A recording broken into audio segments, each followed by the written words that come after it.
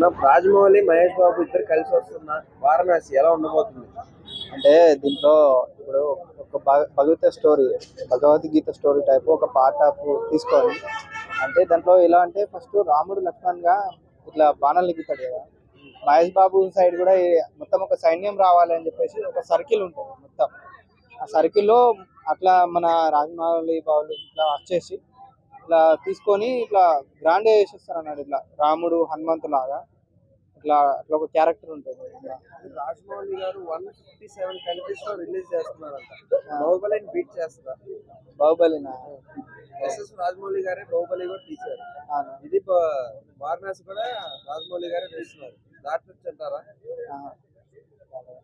బాహుబలి బాహుబలి బాహుబలి బాహుబలి బాహుబలి చాలా అది రేర్ మస్తు, అది ఫెంటాస్టిక్.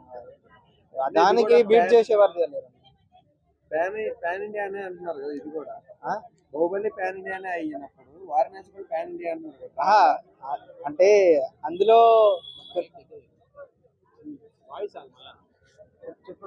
అందులో కొన్ని క్యారెక్టర్స్ కొద్దిగా అన్ని క్లారిటీ ఉంటాయి. ఏదైనా బాహుబలి బాహుబలి కానీ దీనికి దానికి కంపేర్ చేస్తే హీరోయిన్ చోప్రా గారు ఎల్లో కలర్ శారీతో ఒక పోస్టర్ వచ్చింది, ఎలా అనిపించింది? అది ప్రియాంక చోప్రా అది ఫ్యాంటాస్టిక్. మామూలుగా రాజమౌళి మూవీస్ అనేవి ఆల్మోస్ట్ కాపీడ్ ఉంటాయి. అంటే ఇంగ్లీష్ సినిమాలో నుంచి ఇప్పుడు మన త్రిబులాలో కూడా గోడ్ సైడ్ సీన్లు కొన్ని ఉన్నాయి. అట్లా ఇప్పుడు వారణాసిలో విలన్ చేతిలో కూర్చున్నాడు పృథ్వీరాజ్. చేతిలో కూర్చునే ఫోటో తెలియదు. అది 24 లో ఉంది, కృష్ణ మూవీలో ఉంది. అట్లా ఏమన్నా ఇంటర్లింక్ ఉండొచ్చా? ఇంటర్లింక్ అంటారా?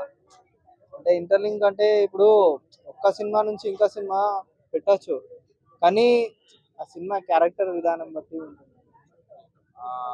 మీకు మహేష్ బాబు సినిమాలు వేసిన దూకుడు సినిమా ఒక డైలాగ్, మహేష్ బాబు మూవీలో ఒక డైలాగ్. మహేష్ బాబు సినిమాలో ఒకటి ఇట్లా ఒక ప్లే గ్రౌండ్ లో కూర్చుంటారు. అయితే హీరోయిన్ పిలుస్తారు. పిలిచే ముందు దాంట్లో స్కూల్లో ఉన్న పిల్లలందరూ బయటకు వచ్చేస్తారు. Dialogue dialogue